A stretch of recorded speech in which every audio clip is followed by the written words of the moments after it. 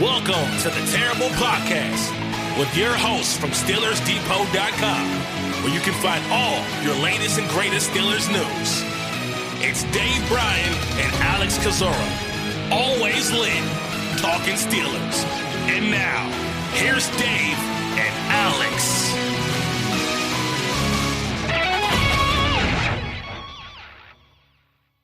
Welcome to the Terrible Podcast, Season 12, Episode 146. He's Dave Bryan. I'm Alex Kozora, SteelersDepot.com. Thanks for being back with us here on this Friday, Steelers Nation. Dave, how you doing? Better than my voice crack, which reminds me that I still have some youth in me, I think. It's like the Peter Brady episode of the Brady Bunch, which probably means absolutely nothing to you. It is the voice changing episode. Hopefully, several people got that reference. Do you have all your Roman candles and my M80s and M80s and cherry bombs and all like that lined up, ready to go for this weekend and all? 4th of July. You looking forward to the hot dog eating contest? What do you have on the menu for July 4th? Honestly, I have no idea my plans. I didn't even realize till yesterday that the 4th was on Monday. So I'm a sparkler man. I keep it simple. Oh, okay. I am a little anti-fireworks. Like, they're fine, but I'm never going to go out of my way to go watch fireworks. Well, I'm getting paid back for all that stuff. Now that I'm angry old man shaking my fist at the cloud type of guy. I was that guy in your neighborhood growing up that was drinking all night, starting at the dusk and obnoxious and setting off all the fireworks, not only on the 4th of July, but on like the 3rd of July and the 5th of July there and angering all your pets and all like that. I was that guy. Now I can't stand that guy. So especially when it comes to the pets and all like that, because it scares the bejesus out of my dog any time that happens there. So I have become the guy that I have become the guy that once hated the guy that I used to be there. So no fireworks these days for us. Well, we hope everyone has a fun and safe and happy 4th of July on Monday, Dave. The guy that almost goes to the hospital and the guy that always says, watch this. Is that you? Yeah, that's me. I was that guy. Oh, man. Well, you still got all 10 digits, right? You're good. Let me count. Yeah, 11 of them. Yeah, all 11 of them.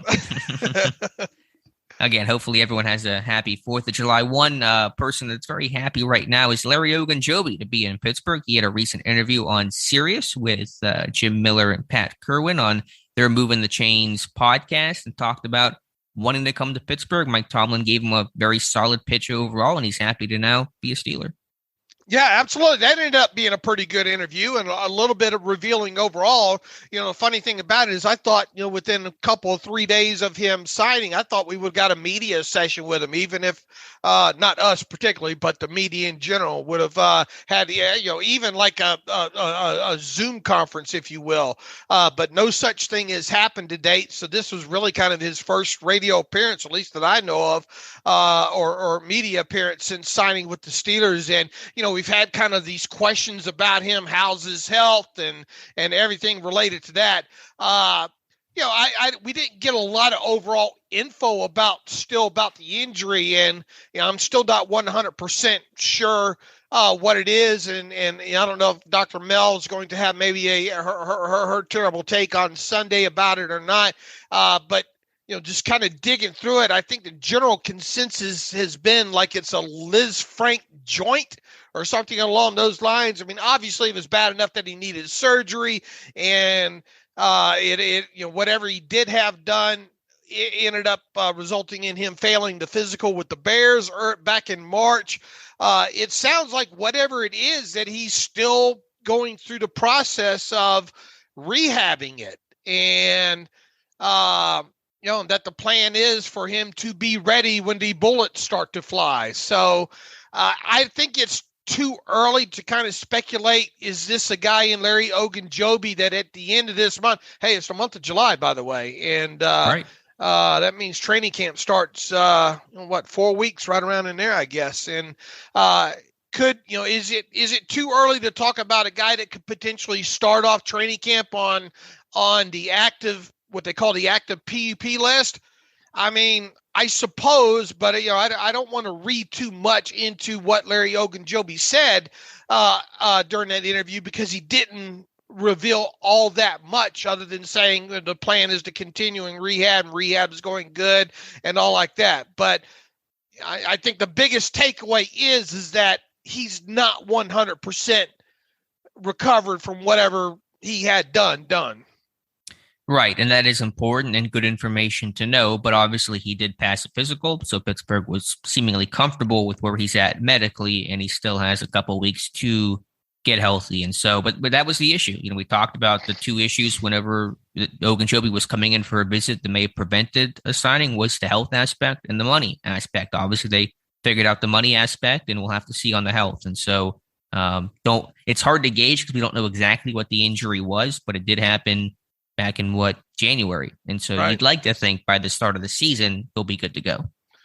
Right. Absolutely. And, it's just one of those things we'll have to keep monitoring. And I don't know if we're going to see any or hear any more interviews with him between now and the start of training camp, but I guess he's kind of a name that you cautiously circle right now as maybe potentially a candidate to be an active PUP list guy there. Look, the whole thing related to this guy, when you look at the film and you look at his history, all that stuff is if they can get the Larry Ogunjobi, the version of the Larry Ogunjobi that was wrecking havoc, even 2 plays before he went down with that injury, then they've got a good player here. However, if you've got a guy that's going to continue to that's going to be hampered by whatever the foot injury, whatever that wound up being, well, then you've got a whole different discussion there. So,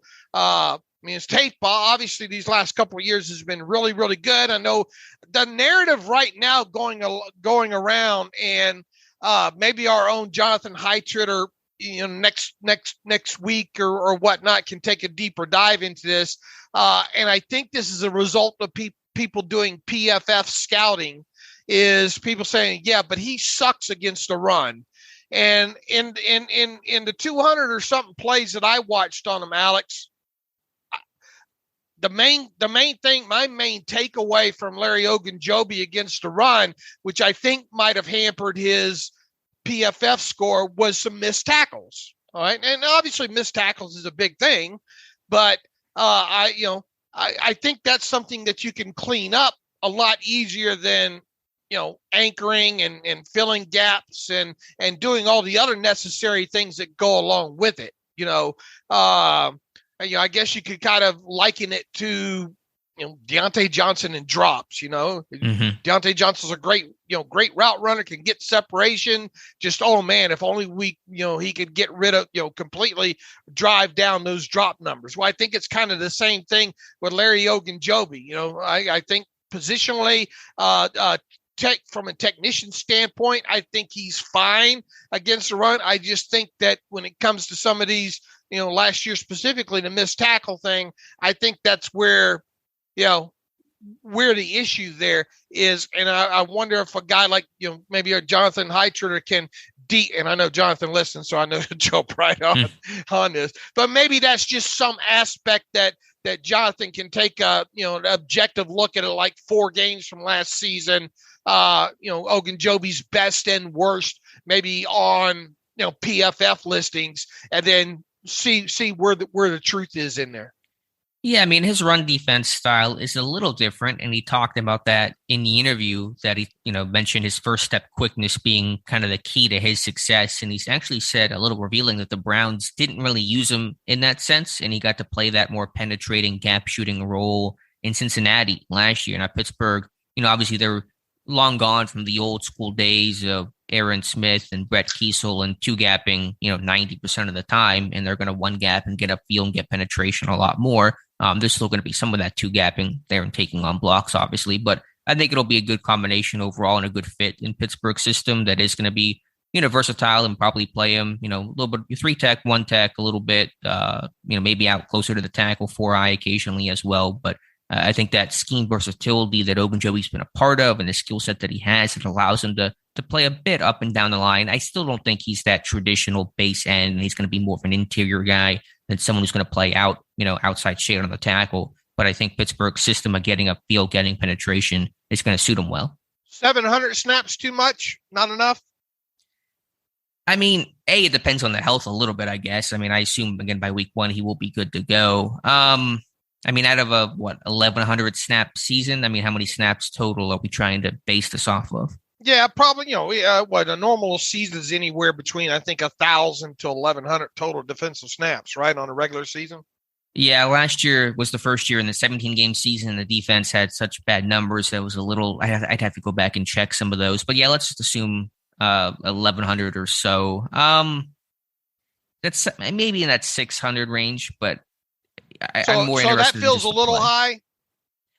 Off the top, I mean, I'd have to look at some of the data and what Hayward's snap count was last year and stuff like that. I'm more interested in where Ogunjobi is going to play. I think it will be a bit more in sub-package than base. And to me, that's the more relevant question. Okay.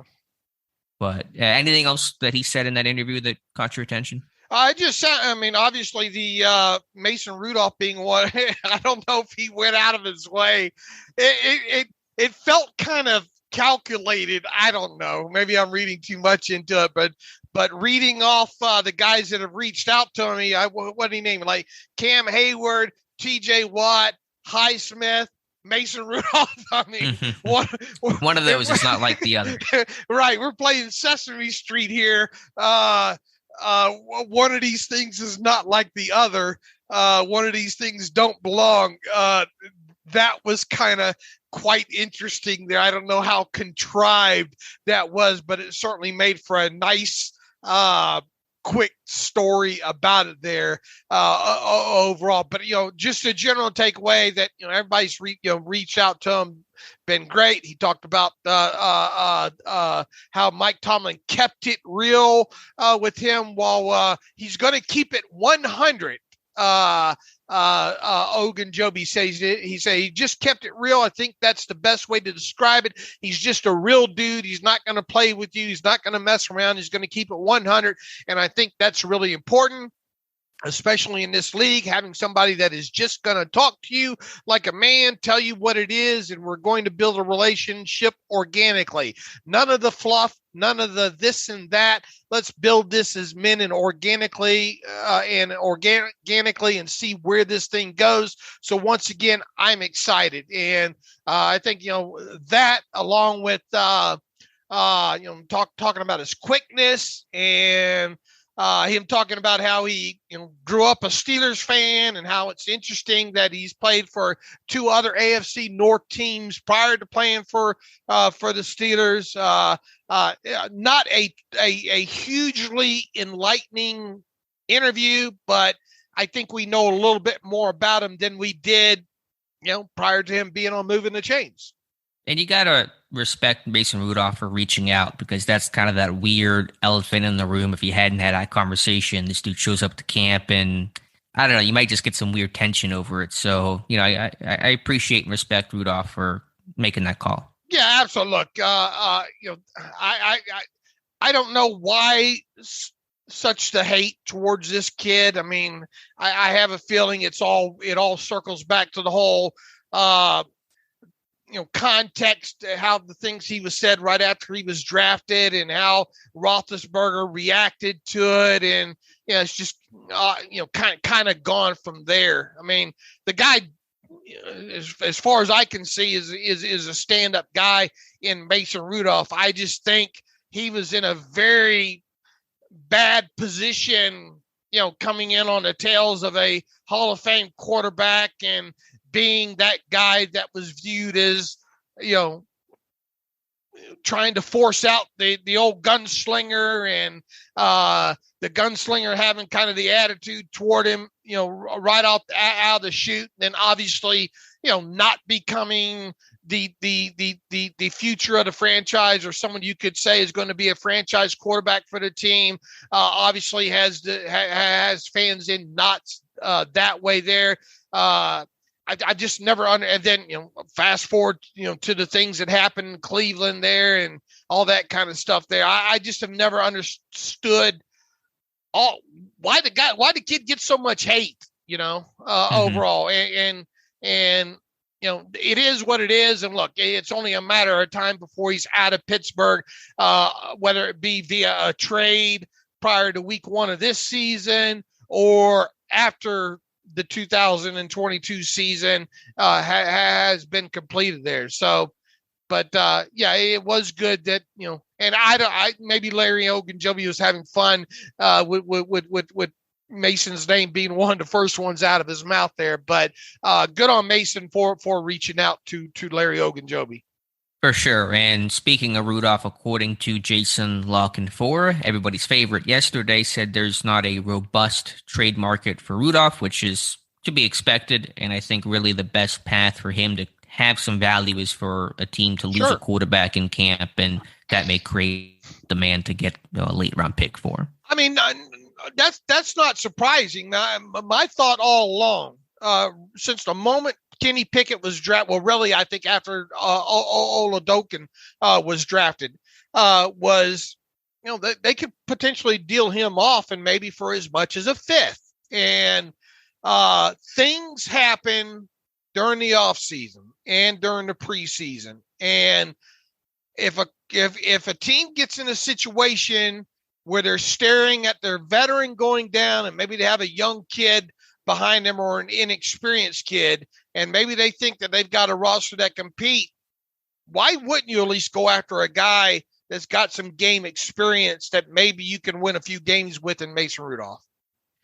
Sure, I understand that. Let me play devil's advocate for a moment, though. The last time Pittsburgh traded a veteran quarterback, it burned them. Back in 2019, They trade Josh Dobbs, and literally 2 weeks later, Ben's lost for the season, and you would have loved to have Josh Dobbs there, because then you went through the rotating door of Rudolph, Duck. And so do you want to keep that guy to protect yourself in case the absurd happens again this year?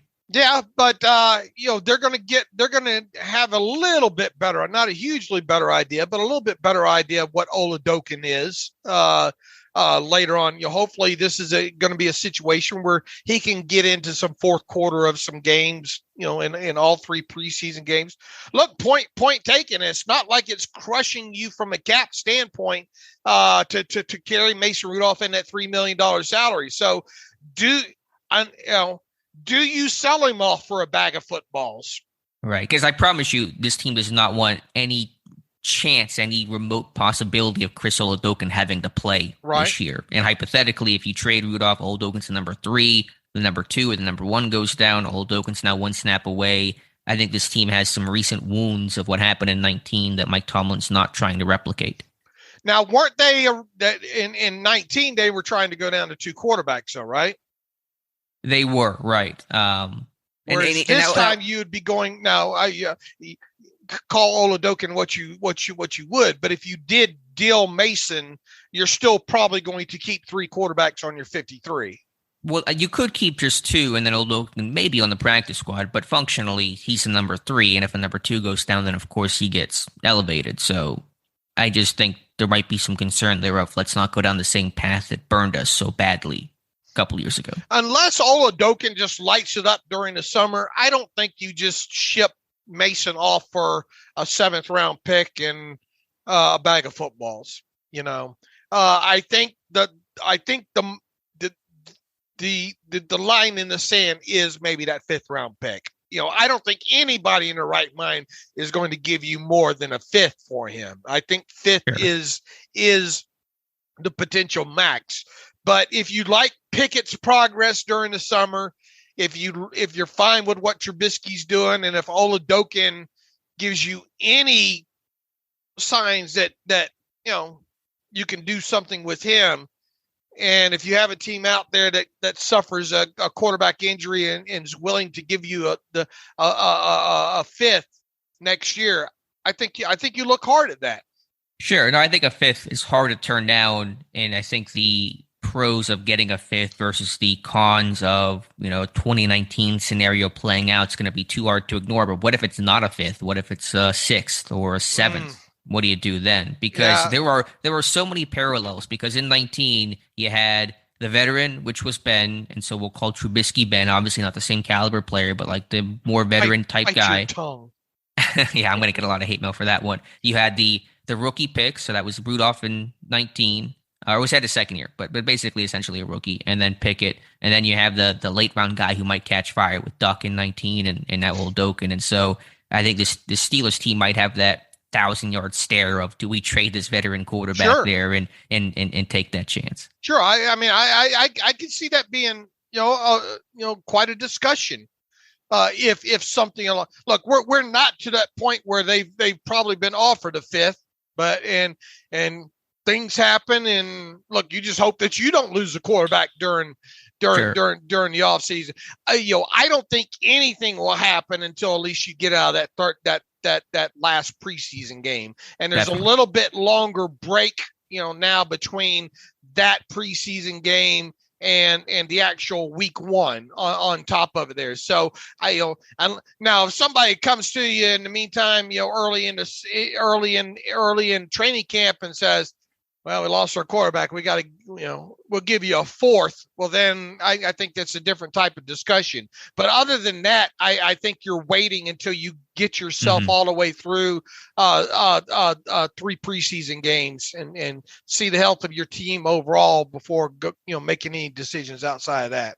No, I agree 100%. But what I think is easy is, if a team comes with a 4th or 5th round pick, of course you're going to deal Mason Rudolph. It'd be stupid. That's the Godfather offer you could not refuse. If there's no trade market, then you just keep the guy, because why not keep the guy? It's not hurting you from a financial standpoint, as you mentioned. The hard part is, what if it's that 6th, 7th round pick and you're in that kind of in between? Well, it's a pick and we're going to lose the guy after the season, so it's something, but is it really worth it? That's where I think it gets really difficult. Right. I would agree on that aspect of it there. Now, something that I think is becoming, and this is the subject of my terrible take yesterday. I think it's becoming the notion that what if Rudolph stays past week one? Are you going to the guy who wins the number 2 spot should win the number 2 spot. So the $3 million salary probably shouldn't matter in that. I mean, who's going to give you the best chance to win as the number 2 quarterback, at least right out of the chute? You can obviously juggle your depth chart as the season goes on. Is it, I wanted to address the plausibility factor and of Kenny Pickett actually opening up the 2022 season on the inactive list as the number 3 quarterback. Sure. I mean, I'm not going to say that can't happen. That was supposed to probably be the plan with Ben, but he dressed week 1 because he was the number 2, right? Right. Down? Yeah, okay. and I gave the whole history lesson in that terrible take about, look, and Kevin Colbert's told the story more than once about how the original plan was for Ben to not only, be the number 3, but not play his entire rookie season. And, obviously you get into the summer and Charlie Batch has the knee issue there. And then, that looks like that, that ends up, I think they initially thought maybe it wouldn't be that long, but obviously he had to have a it ended up shelving him. So you go right into the regular season with Ben as number 2. You get into the second game of the season and Tommy Maddox goes down with that elbow injury, and then boom, all your best laid plans went for naught. Now, could the potential discussion be at some point, because look, we're supposed to take Mike Tomlin on his word that this is an open quarterback battle between all 3 of them. How much do we believe that coming out of the summer? Yeah, I think most people think it's a 2-horse race between Trubisky, who's considered the favorite and front runner, versus Pickett. We'll see exactly how much time Rudolph gets. If he does get legitimate reps as a clear number 2, then that lends credence to what Tomlin's saying. I think to the overall question of where Pickett could slot, I mean, we could talk about this till the cows come home, but until we start seeing these guys on the field playing, nothing else really matters. Right, but there is a level of plausibility that Pickett could if Rudolph remains in town come week 1. I mean, it's plausible that Pickett could be number 3, at least to start the season. Sure, I mean it's not a 0% chance. I just, if he struggles and Rudolph looks fine, and you just trust him more as that veteran backup who can run your offense, because the issue with the number 2 is you're coming off the bench. You're coming off cold. 1 second you're on the bench just chilling, and next second you're in the game putting a helmet on, and you got to run that offense right away. And is there going to be more trust in that? Because if you're the starter, you're preparing. I mean, all quarterbacks prepare all week, but you know that you're the guy. You're getting all the reps, et cetera, et cetera. There is going to be value in a veteran being the number 2, because this guy's come off the bench before and knows the offense and there's more comfort and more trust there to kind of put him in the game on the fly. All right, where do you say? I don't know how we went down this rabbit hole, but I'm liking it because it's going to play into something else here. Okay.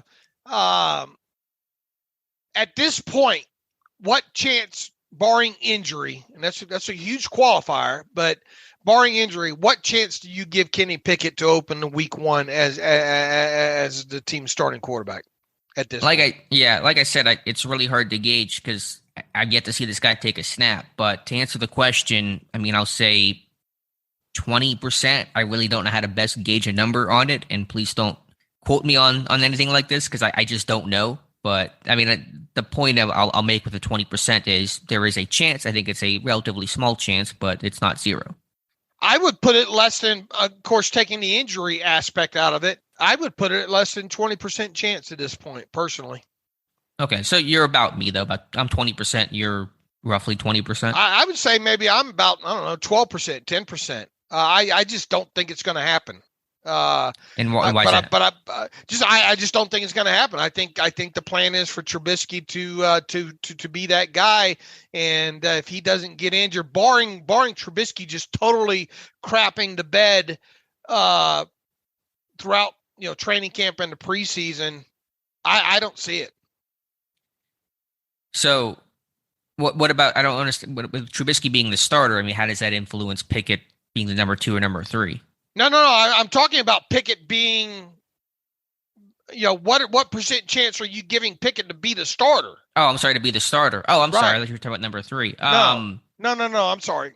Okay. Yeah, in terms of him being the starter, again, it might be a similar number. I think what I've said so far and what I'll continue to say until I see these guys in camp is Trubisky's the favorite. He's going to be the front runner. He will take the first snap at team reps that first day of training camp when this team gets together in their first team session. And from there, we'll see where it goes. So, I mean, I'll give Trubisky, certainly majority odds, better than 50% because I'm classifying him as the front runner. How much higher than 50%, I'm not quite sure, but probably in that 60 to 65% range.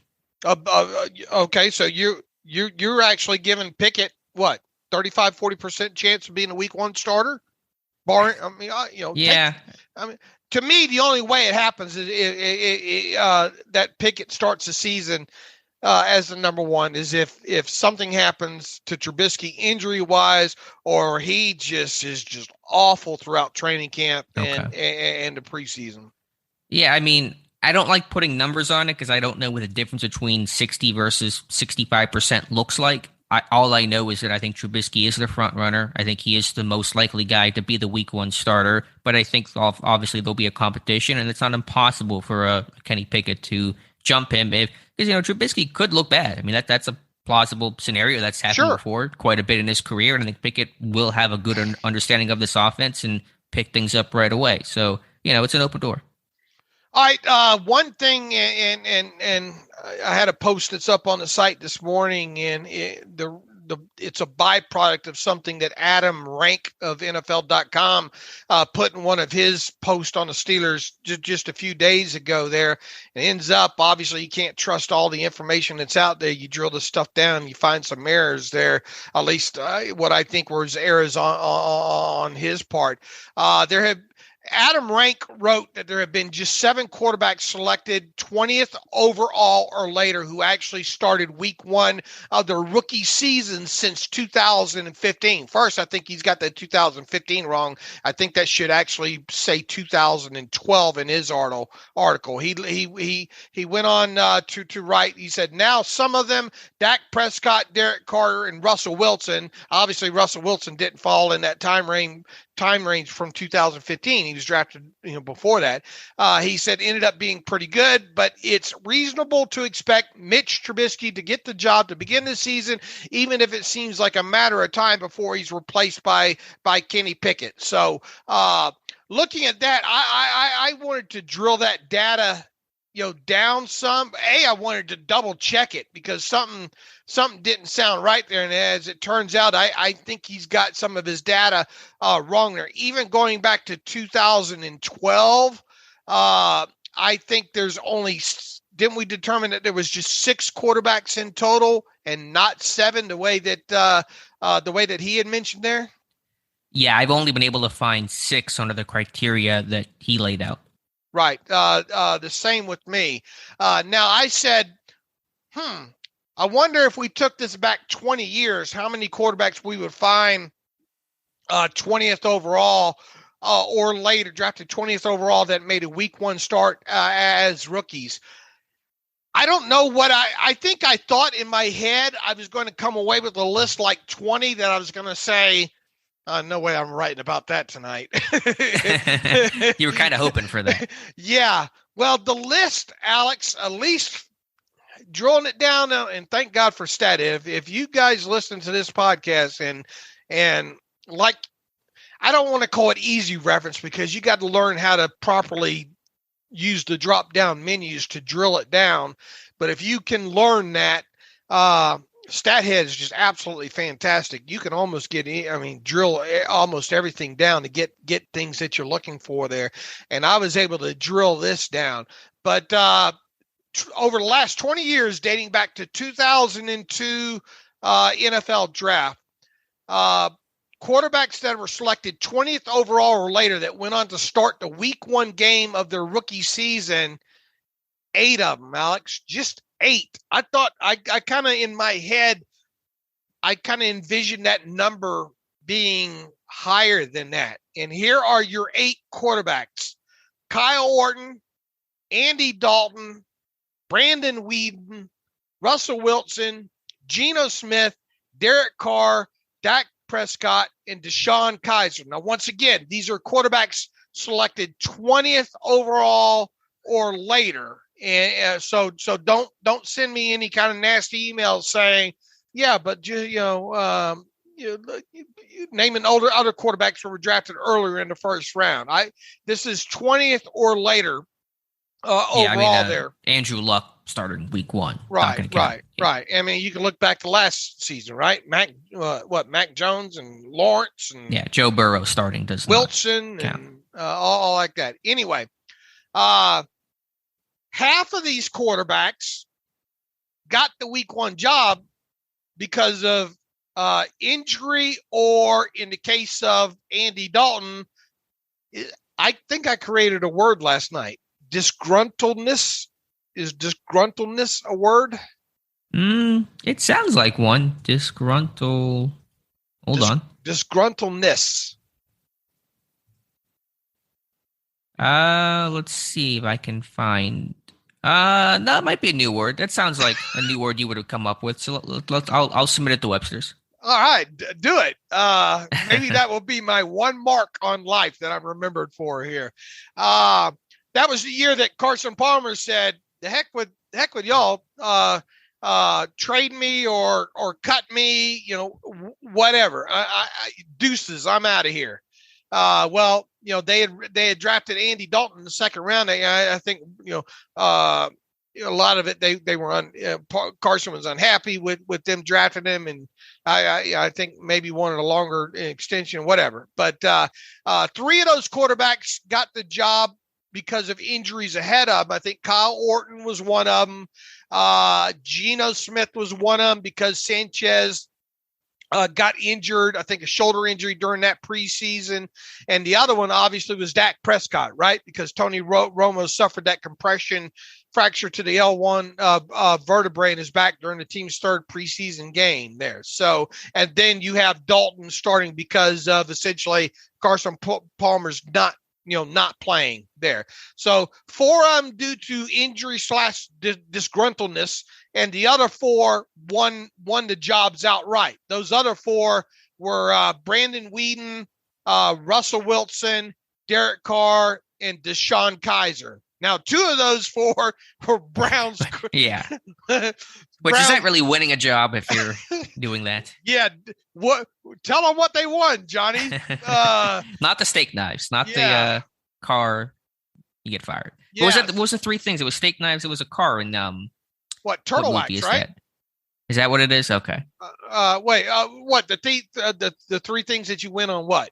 Oh, that movie. Right? No. Price is Right. The Always Be Closing movie. I haven't seen that. Do I need you to watch haven't that seen this that? weekend? Yes. How is this? How have the tables turned? July 1st, a movie that I've seen that I barely remember clearly, versus one you've not seen at all. All right, DM me that, and I'll that title and Glengarry Glen Ross. That's what I'm thinking of. Okay, never seen that. No, I never have seen it. You've never seen that. Always Be Closing. Is that the name of it? No, Glengarry Glen Ross is the name of the movie. That's the phrase, one of the quotes from the movie. Well, DM me that, and you have to watch. All right, if I got to do that, you got to watch Bull Durham. All right, I will watch Bull Durham. All right. Is that the one? Be careful with this. You get one choice here. You guys have a long list of movies that I've been supposedly needing to watch. I want something that I think you might, that I think you're guaranteed to enjoy because it is baseball and you like baseball and all like that. So you have to watch Bull Durham. Okay. Are you going to guarantee that I will enjoy the movie that you're submitting? I come with no guarantees. I think you'll like it. It's a little bit slower pace, but I think that's your style. Okay. All right. You have to watch Bull Durham. All right. Okay. And then you can get back to me on what the 3 things were in the movie that I'm struggling with. Anyway, but the Browns winning a job, it barely counts. I can't believe you ain't watched Bull Durham, but go. I mean, you have to be. You're not surprised by any of that at this point. But. I guess not. But anyway, of these 8 quarterbacks, 2 of them being Browns. The biggest takeaway overall, from this is that, man, just guys drafted 20th overall or later, just don't get those week 1 jobs there. Now, history is not a predictive of future, blah, blah, blah, however that saying goes there. But here's the other thing that stuck out. Of those 8 quarterbacks in their week 1 starts, they went 2-6. And actually, I guess Dalton was given a win for this because he started, but he left his week 1 rookie season game with an injury at halftime. The Bengals were losing to the Browns. Bruce Gradkowski came in the second half, took over, and led them to a victory there. So I want to say technically that game gets thrown out as a win. So I think 1-6 overall, those quarterbacks technically went of those 8 quarterbacks there in their week 1 start. So not great, Bob, as they would say. And if you look at the statistics at a few of them there, and specifically the points scored by the offenses in those games, anyway, history not kind to those quarterbacks drafted 20th overall or later when it comes to week 1 starts. Let me push back and play devil's advocate on 2 fronts to that study. And the data is definitely interesting and I think fairly telling overall. But there aren't a lot of quarterbacks that are drafted in that late first round, early second round bubble. I mean, there are some, obviously, but usually you get guys at the top, and then there's kind of a lull in the first round guys. And then I think, more importantly, what if you reframe the study as how often did the first quarterback drafted in a class start week 1? Because this class is so strange with Pickett going 20th, but being the first quarterback taken and the only quarterback taken in the top, 68, 70 picks. What did we determine going back on the list? When was the last time that the first quarterback was drafted after or picked 20th or later. I mean, it hasn't happened a ton. Like 30 years it's been, or no, maybe did it happen in DJ Manual class? Yeah, we did and I don't have the data handy here. I mean, I think it might be in my Twitter feed somewhere, but right. I mean, obviously you're already dealing with the shorter list there, and if you're going to limit it to just the first quarterback taken, I mean, a lot of times first quarterbacks taken in a draft class are taken in a top 5. You know? Number 1 overall. Yeah, I get that. No, I understand, but I wonder what the play about 20th overall and later, because usually there aren't a lot of guys in that 20 to 32 range. You get a lot of second round guys that more naturally are going to be less likely to start because they weren't drafted at the top for whatever reason. Sure, and just look at this list of 8. I mean, the only one drafted in the first round of these 8 was Whedon. Right, and he probably shouldn't have been drafted in the first round because he was like 27 and was not that good. All of this is to say, though, I mean, obviously Pittsburgh's not going to care about any of that history, and it just comes down to what Pickett can and can't do and what Trubisky can and can't do this summer. It's not putting him in the box, but it is worth looking at the box. You know what I'm saying? Yeah, no, I mean, it's a worthy study just to kind of get a feel for what the history says. And because if Pickett is one of the exceptions, that's interesting, too, if he's the 9th quarterback on that list or whatever the case is. So it's all worthwhile. All right, we went from Ogunjobi to La Canfora to Rudolph being traded to now we're down in this rabbit hole of eight quarterbacks related to Pickett. That's why they pay us the big bucks. So how do we get out of it? Well, I was going to ask, who does Jason La Canfora even work for anymore? Didn't he get fired by CBS or whatever? Yeah, right. Odyssey, NFL Insider. Odyssey Radio, because obviously La Canfora does radio work in Baltimore for that local station, and I think 93.7 the fans always kind of used him as a go-to. So now you have what is Aditi Kinkle-Bala's title right now? I'm not sure, other than she's doing the preseason games for the Browns. I don't know if there's a role beyond that. All right, so are insiders not really insiders? When is an insider an insider? That's a good question. That's a very existential question I don't have a good answer to. All right, and poor John Clayton passed away. Yeah. It's not been it hasn't been a great offseason for the insiders, I guess, right? Right. And now there's talk about the Athletic going to lay off some people there. Just want to note that SteelersDepot.com had another record June. So shout out to all of our fine contributors and all you fine people that listen to the podcast and read the work. So bless there. Definitely. One guy having a good offseason is wide receiver Terry McLaurin. We talked about him a little bit a couple weeks ago, the next domino to fall in the receiver market, and he continues to raise the bar and heat up an extremely hot receiver market. It was really interesting to hear or see a tweet from Joel Corey that said he's never seen a market in one offseason heat up the way the receiver market has gotten this year. McLaurin scoring a 3-year extension worth about $23.3 million per year. There's some up to language in there that can skew the numbers a little bit, but point is McLaurin getting paid, which we knew was going to happen. But I'll be honest, Dave, I don't pretend to be an expert on what McLaurin was going to get, but I thought he was going to be in that 21-ish per year range, and he gets over 23.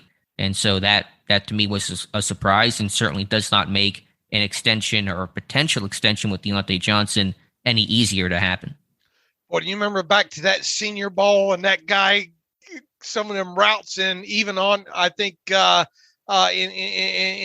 kind of the wide receiver on DB drills, there was like, I don't know, about 4 snaps, I think, from that Senior Bowl that got videotaped and circulated. And just, man, on those snaps alone, I think you could see it coming with him. And this, remember, he was part of the group of the kind of those wide receivers that didn't knock it out of the park with I think total catch numbers and all like that, you know, because they spread the damn football out around so much when they were at Ohio State there, but I can remember back specifically to him and I think some of them Senior Bowl snaps thinking, my God, this guy's going to be good at the NFL level, and he is. The way the wide receiver market has gone in this last obviously since at least last season ended, you kind of thought that, he was going to crack that 20 million mark. I think I had that in my head. I don't think it's preposterous that, and once again, we are slaves to some of this initial reporting here of the new money, but I think that in the initial new money report say 23.6 new money average in that the word. I had heard 23.3, then I think some maybe up to 23.6. Bottom line is he's now essentially the 7th highest paid receiver in football, which again, I knew it'd be over 20. That's not preposterous though, right? I know you were surprised that you were thinking maybe 21 in your head, but did you drop a glass or anything? I was pretty surprised. Were you really? Okay. I maybe not drop a glass, but a little bit. Give me the smelling salts to wake me back up because I didn't. Clutch that's chest, also a little clutch the pearls. Yeah, that's also Washington, and that team needs some good PR, so they probably just like, let's just get a deal done. I don't care what we have to pay. We are getting hammered right now. We need some good press. I wasn't blown away, shocked. If he would have got up in that 25 million, and once again, we think that these people know the numbers are right that they're circulating around here. Total guarantees, from what's out there is 53.154 million, but that might include some like injury, skill type guarantees. I think Ian Rappaport reported the full guarantee, which once again, you kind of don't know until you actually see it laid out. 34.6 million. Now that doesn't sound outlandish, okay? Because we've seen a couple of these guys get, I think, full guarantees up to like 40 million. So I think that 34.6 million in full guarantees sounds right. He says another 12.5 million is guaranteed in March of 2023. But that sounds about right, like there's a roster bonus due, and it kind of makes Washington crap or get off the pot, if you will, there. That's what you would call maybe virtually guaranteed in that money. And the signing bonus he reported is 28 million overall. So all that kind of does line up top to bottom. You kind of maybe thought that maybe he should have done a better job at pushing at the full guarantee number to be closer to 40. But he's going to get another 12.5 million, it sounds like, in March of 2023. So if you want to consider that virtually guaranteed, you're up in what, 47.1 in guarantees at that point there. So all of it makes sense. It's a good, kudos to him. He got himself paid. It looks like there's roster bonuses and escalators involved in this that has it maybe into an up to category there. But if you're looking at this and comparing it obviously to Deontay Johnson, does it hugely impact the potential of a Deontay Johnson deal? Is this going to be the straw that broke the camel's back?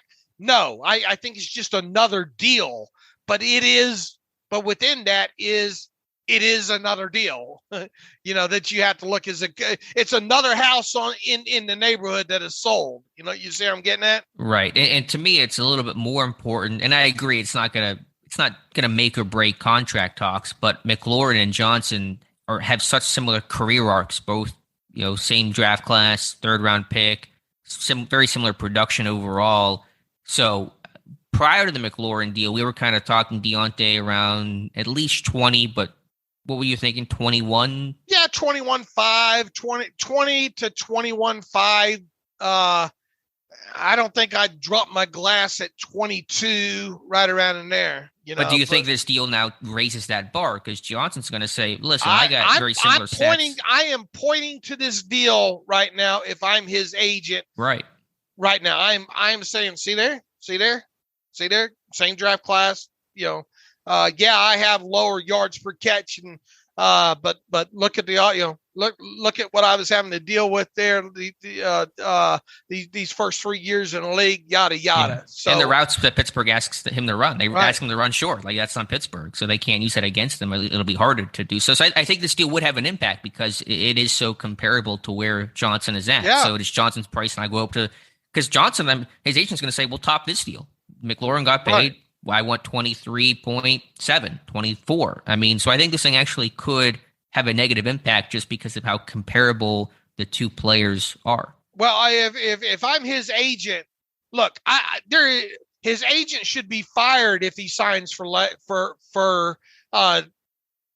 than $20 million. Obviously, 20. Yeah, but I think at this point that's well established. That's not going to happen. Right. And if his agent doesn't at least get him $30 million fully guaranteed as a low watermark, his agent should be fired here. On top of it here. So, I mean, I think, and once again, we'll have to see if these numbers are indeed the numbers, and how close the actual deal is structured to what's floating out there right now. I don't think it's hit over the cap or anything like that yet, but I'm pointing at this deal, and the biggest takeaway from this, my initial reaction was, yeah, this isn't looking great for the Steelers getting a deal done with Diontae Johnson. In that 5-minute period, and those numbers started rolling out, I thought, I don't think they're going to get a deal done with Diontae. And that's been my gut all along, has been that. However, some of these things that have happened during the offseason and with them getting a guy like Minka done as early as they did to give him up, those kind of things maybe pushed you back the other way, thinking, well, maybe they'll get something done, with Diontae. But I think if you took the temperature of Steeler fans and insiders around the league and, just anybody who knows football, most of them would probably say, I don't think a deal gets done with Diontae Johnson. And another group of them will say, why would you get a deal done? A lot of them wouldn't put Diontae in that category for whatever reason. Mm-hmm.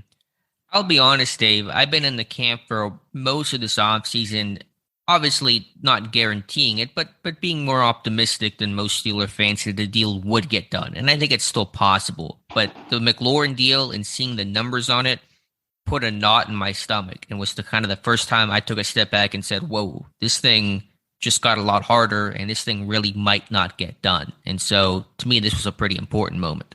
I don't think it's so much the average per year as it is now with these guarantees. I think it's both, because I thought they could bridge the per year value. If it was like 21, I thought Pittsburgh would be willing and able to do that. But if it's going to be 23 and a half, 24, like if you're his agent, why would you take less than what McLaurin just got? What's the reason to do that? At a minimum, I want the same deal at a minimum now. And that's harder. And I know there's people listening to this that are going out of there, driving off the road right now. Mm-hmm. But look, the kid has drops, but and the kid's yards per catch obviously is a little bit lower than the guys like Mclaren's, but I don't think Diontae Johnson gets enough respect as a route runner and a separator and yards after the catch. Yeah, I wish I could magically wave a magic wand and make those drops go away. All right, but you can't do that, obviously. But he is a comparable wide receiver to Terry McLaurin. Right, and we just went from about 21 to 21 and a half per year, we were thinking, to, realistically, we think that his agent, maybe. Yeah, to 23 and a half. Let's just call it 23 and a half. That's a substantial difference. And that's even before you get to the guaranteed portion, which is probably more important, like you talked about. It's got to be 40. There's no way you don't. At least 35. Yeah, but I think 40 is the number you're going for there. Yeah. Because look at some of these other wide receivers that that sign deals that have got at least $40 million guaranteed. Right, and there's the simple question of, will Is Khan and Pittsburgh willing to do a second-year guarantee, or do they want to try to stick with the 1 year? Are they going to put Johnson in the Minka camp? Pittsburgh's probably going to try to argue, you're not Minka. We love you, Deontay, but you're no Minka Fitzpatrick. Right. And Johnson's going to say, well, you've opened Pandora's box. And so there's that obstacle. I think the average yearly values become tougher to try to bridge. And so the overall money, of course, becomes a wider gap potentially. I think this thing's just got a lot tougher. And this is the first time, like I said, where I've sat back and said, maybe this deal does not happen. Maybe this team just takes this year. And if he has a great year, then you tag him and you deal with it in the offseason. See, and that's where the Steelers will try to negotiate their standpoint from. We talked about this previously, is they're saying, look, we decide whether or not you leave or not, Yep. So that's the ace in the sleeve, the franchise tag. Right. So, let's say the tag next year is $20 million, and let's say the tag back to back, because there's 120% more than, so it'd be like 24. And then he's scheduled on, let's say what do we say his base is this year? Like 2.8, something like that, this year. So you're looking at, you could go to him and say, we have the ability to cap your earnings in these, from 2022 through 2024, we have the ability to cap your earnings at 44, and let's call it at 47 million over the next 3 years. That's door number one. Door number two over here, Deontay, is, you could practically earn that in the first 2 years of the deal that we want to give you. And we'll guarantee, 30 million of it. Yep. And no player, bottom line, likes playing on a franchise tag. Right. They want, even if it's a bit of the illusion, they like the security. They like to have that long-term deal. I know that Bud Dupree got paid, but Bud Dupree was on the franchise tag, tears his ACL late in the season. That could happen to Deontay Johnson. Sure. And obviously Dupree ended up getting paid, and it all worked out for him, but there's no guarantee it works out for you. And so Johnson just saw a teammate be in that situation a couple years ago. So I promise you Pittsburgh will use that as leverage, because that is their ultimate trump card. Right. And Deontay's got to figure, well, and I thought the one thing that La Canfora did good in that interview yesterday when asked about Deontay Johnson is, look, you want the bird in the hand, or do you want to go, do you want to gamble on yourself that you stay healthy throughout the 2022 season, that you have, another, or let's say a 90 reception, I don't know what, 1,400, 1,200 yards, 9 touchdowns, and then you become the free agent prize. You either force the tag or you get the ticket to golden free agency there, Mm-hmm. And while there's upside to maybe making some more downfield plays with a new quarterback, there is a risk, because you don't know what this quarterback situation looks like. You don't know if this team's going to run the ball more. They probably will. And, if it's Trubisky, what if all these quarterbacks struggle? Because Trubisky has typically always struggled, and Pickett's a rookie, and who the heck knows? So you may have a dud of a year. And so there is incentive there for Deontay to do a long-term deal now. But again, I think bottom line is this Mclaren deal just made the situation not impossible, but more complicated. If I'm Deontay Johnson, though, and if I know that I stay healthy and I only catch 70 balls at, give me a target yards per reception for him, 12.2. Yeah, what was he at last year? Was he about that last year? It was lower than that, wasn't it? That sounds about right. Yeah, just call it 12. I don't know. That's fine. At 12.2 yards per catch at 70 receptions, that's 854 yards. Let's give him 6 touchdowns in there.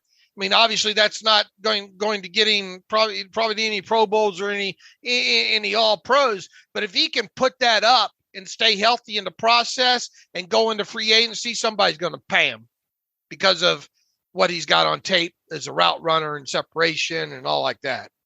But it'll hurt his value a little bit to have that down year, because teams will look at that and wonder. So yeah, but if you're the only goose that's laying the golden egg on the market. Well, who the heck knows what the world's going to look like? I mean, we project that to be, and you're probably right, because all these receivers are getting paid. But I mean, somebody could blow up that we're not thinking about right now, or we don't know what's going to happen. All right. But anyway, that's where we're at on him. And I mean, I'm not going to say that there's no way that they get it done with him, but I'm sure not feeling it, especially after that Mclaren deal. Yeah, like I said, I winced when I saw those numbers. I knew the deal was going to happen. I knew it was going to happen first. I thought it was going to be, definitely over 20. I did not see 23.3 or 23.6, whatever the reporting is. And that is it. Let's put it this way. Let's state the obvious. It does not help Deontay Johnson's chances of a deal in Pittsburgh.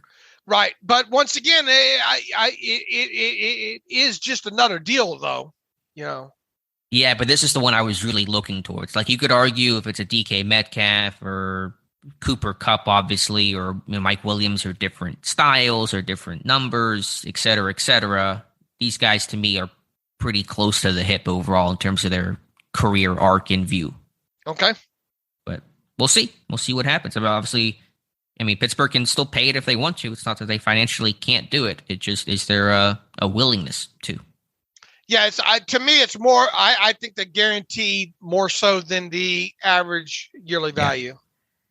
All right, Dave, let's transition to the offensive line. I put the spotlight on Kevin Dotson in a video this morning on Steelers Depot. It was supposed to be, and it was, an optimistic view showing some of the flashes and some really quality reps that he had last year. It was still a down year and a disappointing year overall, of course, with the high ankle sprain that caused him to miss the back half of the 2021 season. Even whenever he did play, his play overall was uneven, to say the least. And so it's a big year 3 for him, but I do still see all the talent and the moments on tape where you sit there and go, this guy can be a starting left guard in the NFL.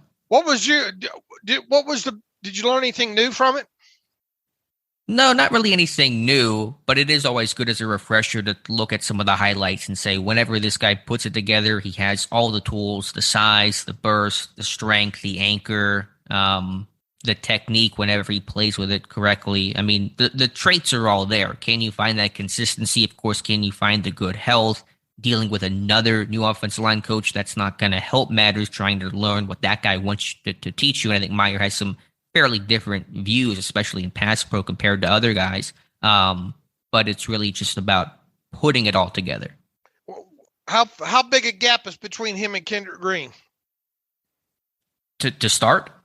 Just in general. Or just in general. Obviously, you have to see Green take a snap at guard, and so it's a little hard to compare. But I think in Pittsburgh, I think you mentioned this during the last episode, if Kevin Dotson is not your clear starting left guard, if this battle's even close, that's a big problem for Kevin Dotson. He should be the guy.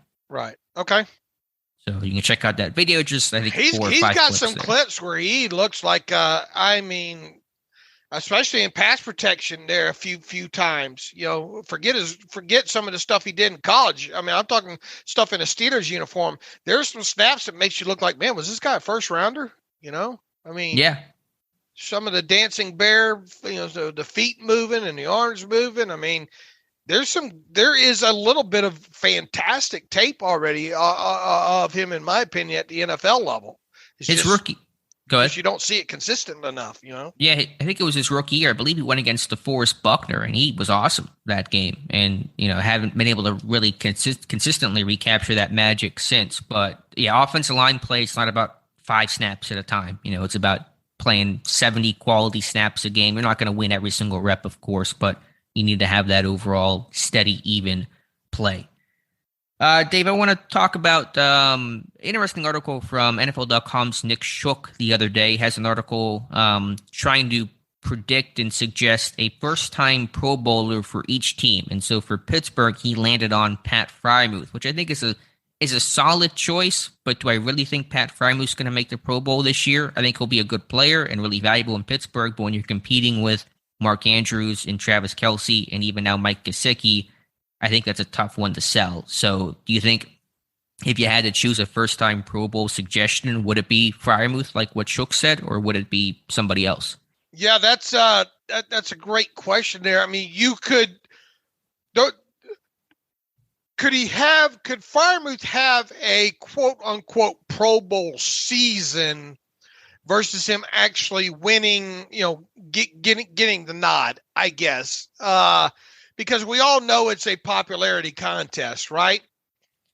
Well, it's a little bit of that, but you got Andrews and Kelce, they're putting up 100 catches for 1,200 yards and threatening 10 touchdowns. And I think Freiermuth will have a good year this year, but he's not going to put up numbers in that realm. And if you're not doing those kind of things, then you're not going to get the nod unless there's injury if Kelce or an Andrews were to get hurt.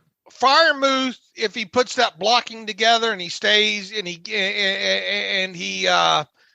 because I think we agree that probably not going to see a huge increase in his catches.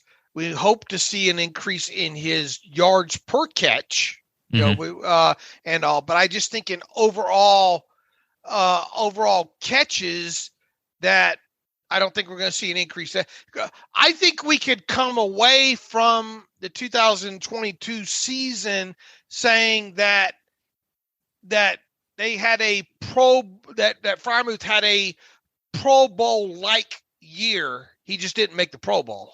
Sure, and I concluded the article. If that's the worst thing we say about Freiermuth year 2, I will take it. It is a good problem to have. Right. But bottom line is he would not actually be in the Pro Bowl. Like if this guy puts up a 65 catch, 700 yards, 7 touchdown season, good, I'll take it. But that's not going to get you with Orlando or Hawaii, wherever they're holding it these days. And so I don't think that's the correct answer then. Okay. So then I guess back to the question then, who is most likely to be the teams and the classification is first time Pro Bowl, right?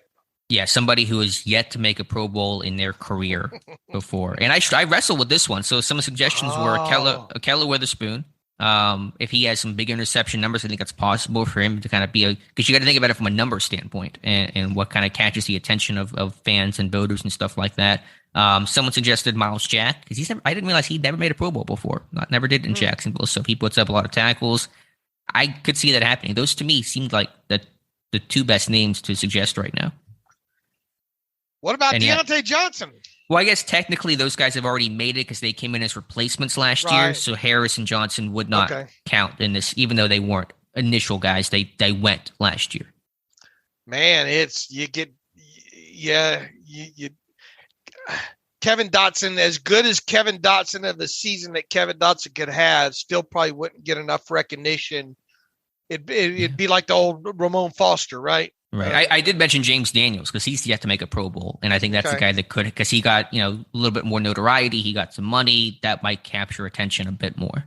Yeah. I like your suggestions though. Overall, I think as being the most plausible, if you will, would be Jack and Witherspoon would have to really have you'd have to have like 7 or 8 interceptions, I think, for Witherspoon to get on the radar there. But he had 3. Didn't he have 3 last year and, playing a quarter of a season essentially. Right. So, I mean, has Larry Ogunjobi been to Pro Bowl? No. I mean, that guy had 9 sacks, I'd love to see it. I think even that would be tough because you got so many. Cam's going to make it. That'd be a great damn problem to have. It would. Yeah, it would. I mean, I think because Cam's going to make it on the likelihood. So they're going to have 2 Steelers defensive linemen make the Pro Bowl. And if you're at a 2 level, maybe. But I think that's a little too far with Ogunjobi. I guess the 2 best dart throws would be Miles Jack and really back to Pat Freiermuth. If he ended up 90 catches, if he ended up having like 20 more catches than what we think he would have, I think it would take an injury to one of those guys ahead of him because Freiermuth's not going to get those Kelsey Andrews numbers. He's just not going to be utilized in that way that those guys are. But for Miles Jack to get it, he'd have to have 125 tackles, 3 forced fumbles, 4 sacks, 2 intercept. You'd have, You're right. Going to have to put up, but he's probably the most plausible of the group, I think. But that's a great question. He's probably going to play 100% of the snaps, so he might have the volume opportunity. But my answer is, I guess, if you made me choose, I would say James Daniels or Akella Witherspoon. If Witherspoon has just a great year and picks off 7-8 passes, that might get you the nod. Okay. Anyway, just interesting exercise. Usually those content fodder stuff are kind of dull and boring. This, I thought, was a cool way to spin the idea. All right. I like it. Dave, let's continue with your 90 and 30, and we'll pick things up here with, speaking of Cam Hayward, Connor Hayward, and Alex Highsmith. So, Cam Hayward, what is there left to say about Cam Hayward, Dave? Let me pull up my list here real quick. What is there left to say about Cameron Hayward? Now, I think now you just at the point of man, it'd be nice to see him get a few snaps off the field. As good a season as he had last year, imagine what that season would have been like had he had Tyson Alualu and Stephon Tuitt, on the other side. So I think it speaks volumes about how the season that he had without the people that they had, not having the people on the field last year. The biggest thing right now is just age and trying to limit the wear and tear on him. I think he could potentially, I think you could lower his snaps by 5% and still get an all-pro, Pro Bowl type production out of him. A double-digit sack. Somebody look, if this defensive front now kind of plays the way that we think they could potentially play, and it's a big if, obviously, if all these guys can stay healthy, who's going to get the attention? What if you get the Larry Ogunjobi back, Larry Ogunjobi, the version of him back that you saw in the middle of last season? What if TJ Watt never has a groin issue? What if Cameron Hayward, continues playing at the level that he's playing?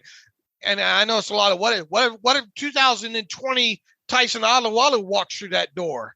What if Alex Highsmith just takes that next step forward in his development there? You're going to have to decide, pick a poison, not only one poison, you might have to pick two poisons to have to deal with. It's going to set up some tasty matchups between Cameron Hayward and some of these guards / centers around the league. And this guy's got one of the best long arms when going against interior players in the league. So I think prospects are high for Cameron Hayward. And I don't see why they wouldn't be. You're giving me 30 for 30 vibes there. What if I told you Alex Highsmith could hit double-digit sacks? No, you're right. What I would say about Cam Hayward. What if I told you a player out of Charlotte? Yeah, go ahead. And then another player out of Charlotte.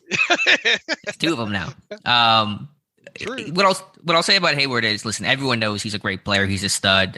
Left guards beware. We get all that. So I'll say two kind of separate things about Cam Hayward. A, whenever this guy's playing days are done, which he says 5 years from now, I hope it's 10 years from now, he's going to be a great broadcaster, a great media guy. I just watched him NFL Network doing some of the stuff on field, explanations, X and those kind of things. He's excellent. He's just a really good personality that I think people will really enjoy on TV.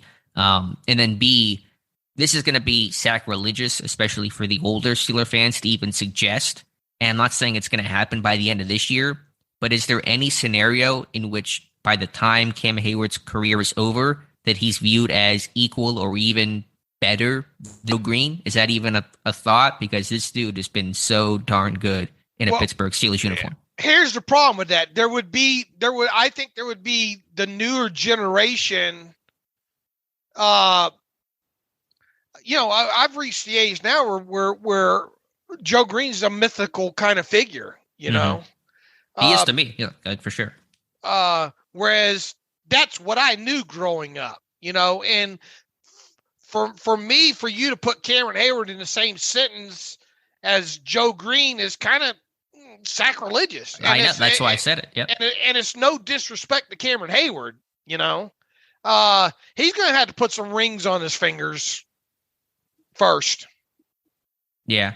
I understand what Green will have that Hayward will never have is the Super Bowls, or at least a number of them, obviously, and B, just he's the guy that began the turnaround of the franchise, the first piece, the first building block there, and that may be insurmountable for Hayward to ever overcome. What Joe Green laid out and created is what Hayward eventually, very long down the road, carried that baton. Right. But Cam Hayward will break Joe Green's career sack mark.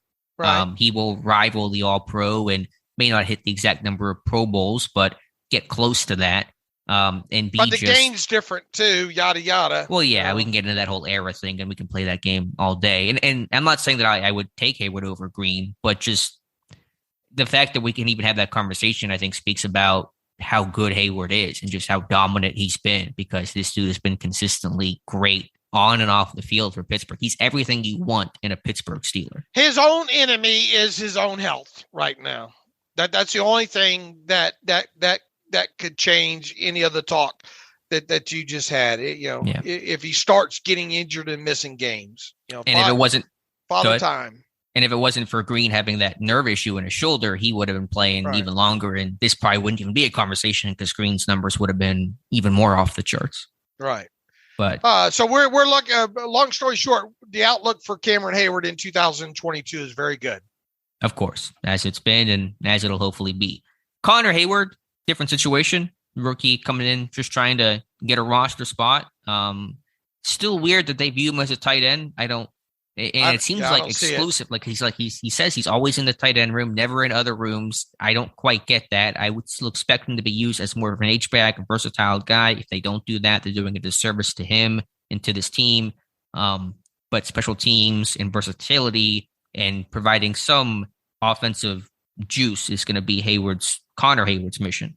What Connor Hayward is the heir to Derek Watt after the 2022 season, to me. That's it in the story. You're not going to line up a 5'11" guy on the end of the line of scrimmage very often and call him a tight end and expect him to block those base ends. It's just not going to happen. I respect what this guy gives you look, as an all-around quote unquote football player. I hate to use that, in quotes there, and offensive weapon. He's more than Derek Watt was coming out of college and it's not even close. All right. If he can be the special teams player and look, do we even know what Derek Watt is as a fullback? We sure didn't get to see it hardly any since he's been in Pittsburgh, but it's not his fault. Just they haven't got him on the field. But if he can play special teams and fullback up to kind of the level that Derek Watt plays it now, he gives you a lot more than that. Overall. So, what are the prospects? The prospects for Connor Hayward in 2022 it's a wide gap. You could talk about this guy being on the 53 as like the quasi third tight end, backup fullback, emergency running back, special teams player, or you could potentially see him as, it's not this year. We like everything about you. Let's get you on the practice squad for your rookie season and then see where it goes in 2023. Yeah, I think both those scenarios are fair. He compares in terms of skill set for Steelers fullbacks a little Will Johnson, like to me, kind of a similar body type, good athletes for the position, can bring you something on offense overall, and hopefully a bit more than what Will Johnson did for the Steelers. I know we've talked about it before, but we could see both guys making it, right? Sure. Connor Hayward and Derek Watt. I think that's just given the lack of depth at tight end. I think that's a plausible scenario. I agree. And I just think the outlook on him is very, very, there's a wide gap, at least for 2022. If you want to talk about 2023, you could potentially see him being that Derek Watt on the roster after Derek Watt's gone. The likelihood that 2022 is it for Derek Watt is high, right? He will be a free agent after this year, correct? Right. So okay. So yeah, probably. Right. I think Hayward will have a good camp. I think he'll look good in Canada's offense. I think he'll catch 7 passes on boots out of the flat and turn upfield, and one of them will go for 20-something yards. So long as Pittsburgh does not try to make this guy a true inline tight end, he should do well. And I think he will have a good chance to make this team. And I think they just want him to learn the aspects of that, and it might be a little tip of the hat respect of not putting him in that, in that room with Watt and all like that. But look, he's one of those guys that going throughout the process that you kind of knew, man. If you want to bet on the Steelers drafting anyone in this draft, probably a good bet with Connor Hayward for the obvious reasons, and he was. Mm-hmm. But the first time that I see him in line trying to block T.J. Watt on a run to the edge, I'm going to laugh and say that's a bad idea, because that's not you're not going to give Connor Hayward a chance to win that battle. Right. Alex Highsmith, progression. I thought he came on strong. I think he was off to a slow start early last year. I think he had a groin injury that he was kind of, trying to battle through, but he came on strong down the stretch. And so that's a guy that will pose the question, could he touch double-digit sacks? And if he does, that's a great place to be. Look, the biggest thing with him heading into this season, and I mean, he's going to have some tasty matchups. I think we just talked about, picking your poison. He's going to be one of the poisons that several teams pick. We'll take our chances with our tackle one-on-one over here with Alex Highsmith. Will we see that next step? Is there more left in his ceiling that he can get to? You boil it all the way down. That's what it is with Alex Highsmith. Look, what were we talking about this time last year? Can he show more speed to power? And I think we saw more of that, and it was positive. He's got a nice spin move that he mixes in. I thought play against the run at times was very, very good. Now, there were times where he got sucked in on some of those read options. He's got to have more discipline, I think, in the running game as a run defender. And we need to see him take more advantage of some opportunities in the pass rush game. Yeah, I think you saw that growth, and I was really encouraged when I did that third down pass rush study that you saw real clear improvement both overall and, more importantly, within his bull rush. His bull rush was more effective because his rookie year, this guy was simply not strong enough at the point of attack. He got pushed around a lot, and his bull rush was easily rebuffed and stalled out. And you saw him create more movement and collapse the pocket a bit more last year. I think for him, and he's talked about this repeatedly, and he's got to kind of actually do it now, is refine his moves. He has a lot of tools in that tool belt, and I get that, and that's all well and good, but he's got to kind of narrow that down to, 3, maybe 4 moves that he can really go to in kind of a dominant move. You don't have to have 7 different ways to win as a pass rusher. You can win with only 2, really. James Harrison, Dwight Freeney are examples of that, but for him, 3 or 4, if he can kind of narrow that down, that's going to be the best thing for him to win consistently as a pass rusher. Look, this isn't new to him now, right? I mean, two seasons in the NFL, right? And, has made progress along the way there, is in a great system over there. He knows what's out there for him now as far as the next level in his progression. This might be a getting myself paid year too, Yeah, absolutely. I mean, there's a chance for money there for him. But overall, I like the progress. I think guys working really hard. I thought you saw improvement again the last 4 or 5 games of last year, including the playoff game. You saw this guy really coming into his own, and hopefully he can carry that over. This guy, to me, he had the best training camp I've ever seen from a Steeler last year. And what about the preseason too? He was tossing people around, snatching.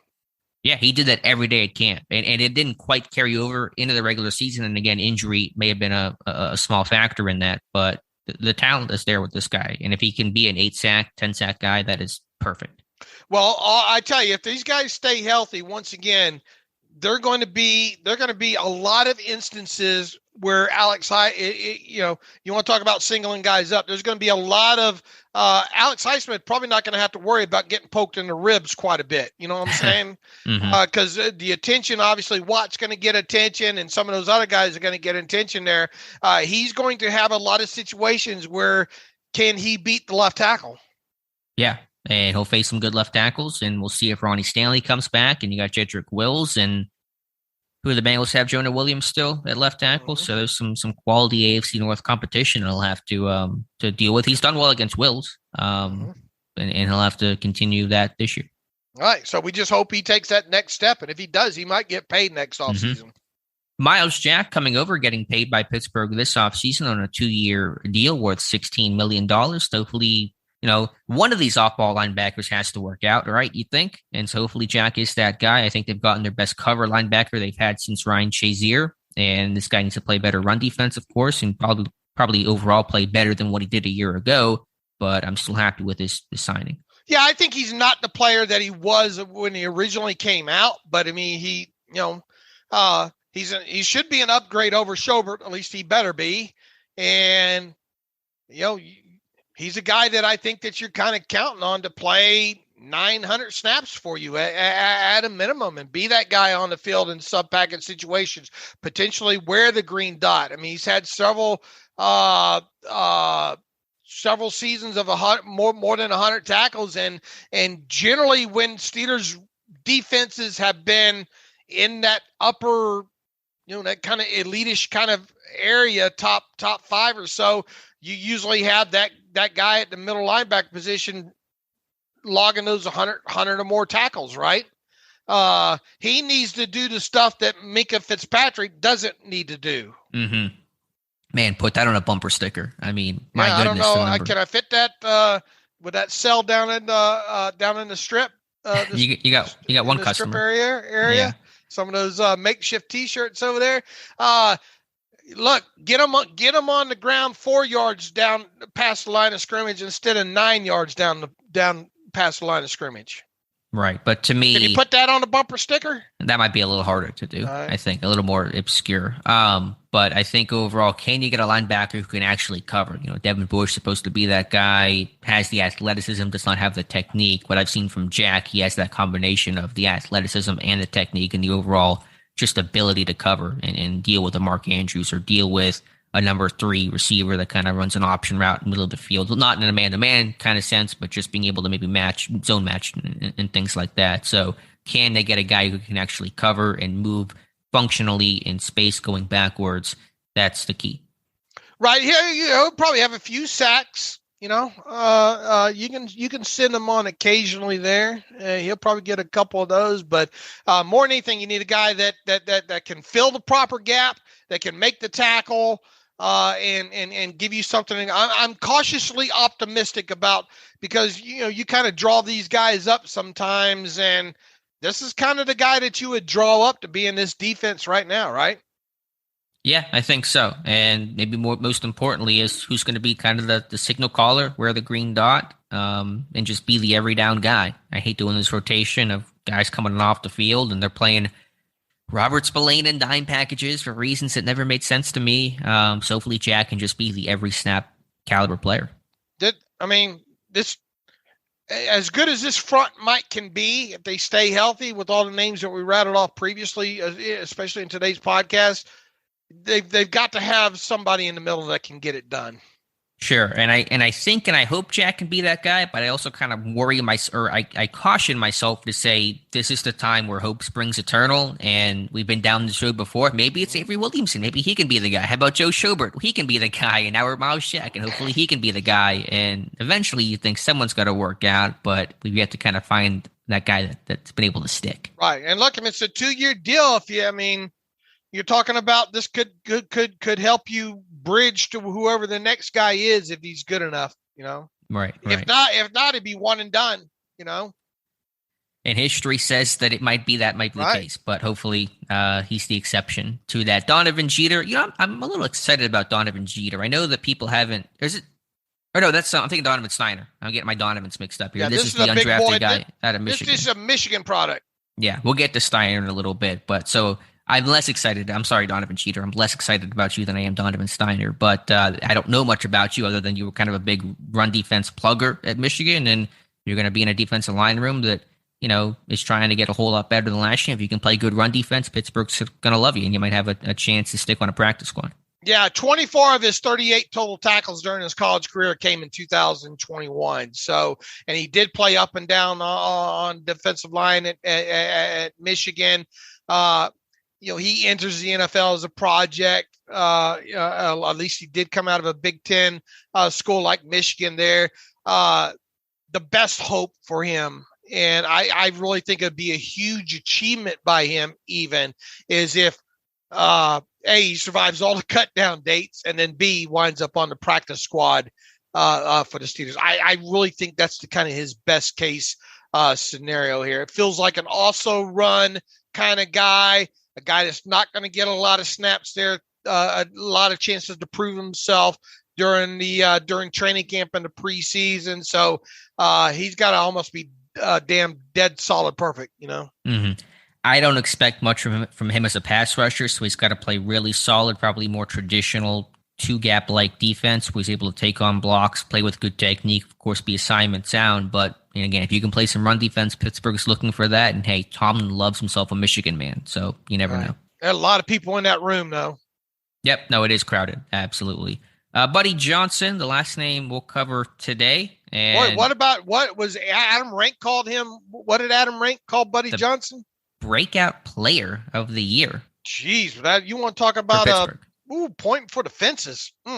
Yeah, I don't think I'll call that shot. I won't Babe Ruth it the way that he did. I mean, to me, this guy may not make the team. So, I mean, it's like we talked about it before. You got Bush, Jack. I think Spillane's going to make it. I think Marcus Allen makes it. That leaves one spot for Johnson, UG3, and Mark Robinson. I mean, we'll see. I don't know much about the guy. He played in the preseason, was pretty quiet last year, played 6 defensive snaps, had a knee injury at the end of the year. I don't know much about Buddy Johnson, and hopefully we find out a lot in a positive direction this camp. What do you think of my write-ups in this 90 to 30 series? Not seriously. I think we both agree your job's pretty safe here. Okay, this has got weird at the depot. I'm really objective with these. Or am I not? Do you have in any one of them that you read? Have you read any kind of where you think, Dave's biased against this guy in positively or negative? And it really hasn't been. I've done this series for a couple of years now, I think, and I try to be as objective as possible with not only the recapping of the player but the outlook on him as well. Do you feel that these are objective write-ups? I do want to let the listeners know Dave asked me to hold up today's newspaper for some reason. Okay. I wasn't sure why. No, I think they're objective. They're fair. I think generally speaking, and I'm guilty of this too, most fans, before we actually see these guys in action, grade a little on the positive curve to it. There's always that optimistic view, but I think that's fair because you always kind of want to look at, as Mike Tomlin says, what a player can do well, how he wins as opposed to how he doesn't. But I mean, I think overall I've yet to see one. I mean, I think we're generally in lockstep on these guys because we talk about them so much, on air and off air. I think it's been more than fair, and it's a really good primer to kind of get my mind, even for me, just like think about these guys a little bit more and kind of put them in a row before camp starts. All right. Now, the first part of Buddy Johnson I write up is really just kind of a recap, and I say selected 4th round, 2021 NFL draft out of Texas A&M, went on to spend most of his rookie season on the team's weekly inactive list. Is that true or false? Yeah, that's the other thing. Like half of them is just like a background primer, and then you go into the outlook that looks at what he might do in 2022. Right. So the first part's like just straight facts. Right. A foot injury resulted in Johnson missing the final 4 regular season games. He's placed on reserve injured list for the playoff week. Where am I wrong? How have I damaged this kid? Show me on the doll where I touched Buddy Johnson, please. Right. Have you ever gotten pushback on some of these? Have people accused you of being biased? Well, that's where I'm going here. Okay. I didn't know that people were accused of this, so lead me. The outlook I wrote on this verbatim is due to the lack of Johnson's overall playing time in 2021, we still don't know much more about the young inside linebacker than we did right after he was drafted. Is that true? That is true. All right, the Steelers do have a lot of inside linebackers under contract ahead of their 2022 training camp getting underway, and that list includes another young player in Mark Robinson, one of the team's 2 7th-round selections this year. Is that true? That is true. If Johnson is going to make the Steelers' 53-man roster later this summer, he'll need to do so as a core special teams player. That is true. I'm just going to start saying that. Jump in now. At most, the Steelers will keep 5 inside linebackers on their initial 53-man roster this summer, so Johnson certainly has his work cut out for him. That is true. Should he ultimately fail to make the 53-man roster, there's always a chance he could land on the team's practice squad. Dave, why do you hate Buddy Johnson? All right. I don't know, but here's the first comment I got in that post from Clark Griswold, and I'm assuming this is not the Clark Griswold from that Chevy Chase played in the Vacation movies. Okay. I don't get the negativity about Johnson. He's certainly not the first Steelers defensive draft pick to sit for a year. On top of it, he was behind a former number one pick in Bush and veteran and a veteran the team just traded for, Colbert, in addition to the team's best special teams player, Spillane, and another special teams contributor in Allen. I'd expect more reps this year and wouldn't be surprised if he's starting next to Jack in 2023. This team desperately needs mean thumpers back at inside linebacker, and Johnson and Robinson offer the best hope. So why am I so negative on Johnson? Well, in his next comment, he tells you to, quote, tell the whole story and you'll create a more realistic narrative. I don't know what part of the story you're leaving out about Buddy Johnson. There isn't a lot of story to tell with a guy that played 6 snaps last year. Right. I just, and people saying, we'll get emails from this saying, why do you talk about people like that? I just, look, I just want to make sure I'm checking myself here, you know? Yeah, and I think in all what we just did there, I just think we provided an outlook to the people on Buddy Johnson. Right. I mean, we're not saying this guy's not going to make the team. He may have an awesome camp. It may be that he sat for a year and kind of learned, and I think he was kind of raw coming out of A&M from a processing standpoint, and he may be a new man, and he may easily make this team and be a strong special teams player, and if Devin Bush is gone after this year, which is more likely than not, Johnson could be in the mix next year, but we just don't know, and so we'll wait and see what happens, and he's got to kind of work his way up the ladder, and that starts with making the team and looking good in camp. And we'll kind of go from there. I think that's basically what you laid out. Right. And look, Alex and I are fine sometimes in telling people we don't know. We're not going to try to paint some picture. We like to go off of what's out there. And quite honestly, Alex, what do we know more about Buddy Johnson that we have learned since going over his film from his college career? I mean, obviously, I watched him in camp last year, but it felt like it was just like an average camp. It was fine. I mean, it wasn't super notable. Nondescript is the word, and saw him in the preseason. But then after that, I mean, this guy was barely playing, and so there really wasn't much to learn once the regular season kicked off. So it really is with Buddy Johnson. It's yet to be determined. He's going to have to kick ass on special teams. He's going to have to get himself to be one of those core players here. And that's a crowded room. I mean, I don't think it's unthinkable that Buddy Johnson makes the 53 as one of 5 inside linebackers. But on the flip side, I don't think people should be flipping out if he does it. Now, I will say this. It'll be disappointing if he does it, because you got to stop missing on some of these 4th round guys, right? Sure. Also, in the same breath, it's a little much to expect these 4th round guys to turn into Pro Bowlers on top of it there. But much like we talked about with Connor Hayward earlier, a few players ago there, this thing has a wide gap as far as an outlook, I think, when it comes to Buddy Johnson. Let me ask you this. Let me maybe set a little small trap for you here, Dave. So look alive. You agree that Miles Jack and Devin Bush are going to be the starting inside linebackers week 1, right? Correct. And you believe that Robert Spillane and Marcus Allen are much more likely than not to make the team this year. I would not bet my house on it, but look, I mean, those guys are core.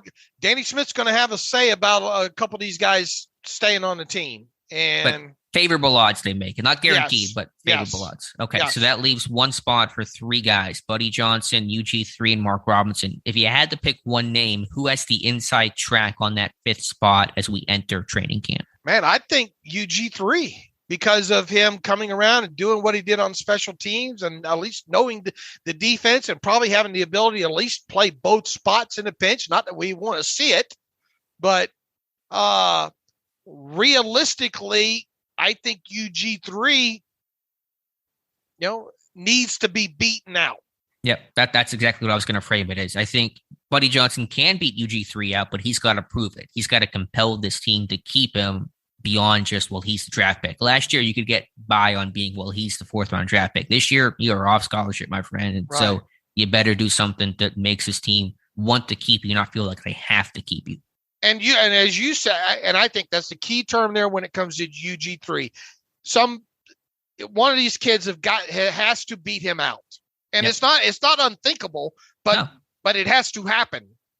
Exactly. And so to me, I don't know how you could have been more fair to Buddy Johnson than just what we laid out right there. Right. I mean, hey, if I need check me, Alex, but I'm just trying to write these up as objective as possible. And it's a preview series. I'm trying to, for the people that don't live and die on this stuff every day, try to bring these people up to speed of maybe what they can expect, what has happened, and what maybe they can expect.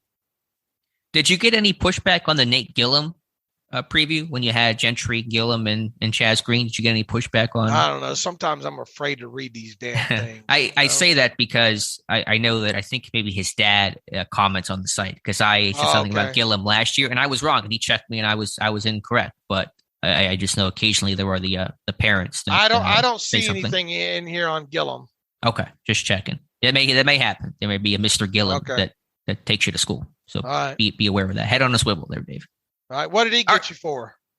What did I say? I think I said something wrong about his time with the Chargers, about something when Meyer, but it didn't overlap or something. No, like that. It wasn't with Meyer. It was something about whenever he signed. I think it was that he was cut by the team and he actually stayed on the roster for another week. I was slightly off on something. I forget what it was, but he did check me on that. Those parents will check you. They will check you more than anybody else. I hope Alex. I hope we don't have to get on Alex Highsmith any.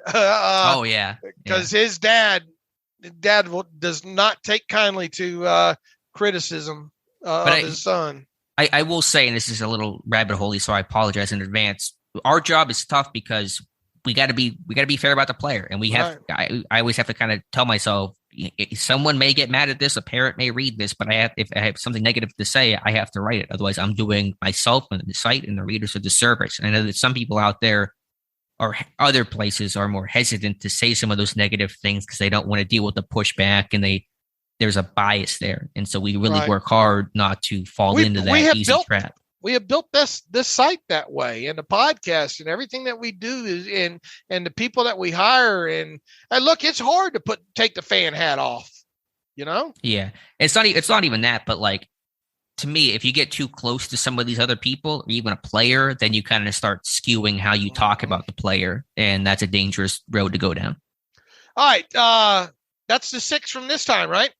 Yep, that's the 6. So next time we will do Deontay Johnson, Tyree Johnson, Carl Joseph, DeMonte Casey, Miles Killebrew, and Christian Kuntz. Feels better breaking it up this way, doesn't it? As opposed, didn't we do position groups in the final week ahead of training camp? Maybe we will do an overview that way, but it feels like we can go more in depth with it this way here. All right, how about some emails, unless you got anything else? Just a real quick note, a little AFC North roundup here. Deshaun Watson, his hearing has concluded, and so now we wait for Sue Robinson's ruling or recommendation for punishment. I don't think that's going to come until maybe the week of July 11th. I think that's what Ian Rappaport was saying, and so we'll see what happens from there, and that'll be the first step, not the final step of the process. I know that the NFLPA was trying to use the whole, well, look at how the NFL didn't punish the owners as their case. I think that whataboutism is going to be tough to pull off. Even if there is some credibility to that idea, I don't think it's going to work in this scenario.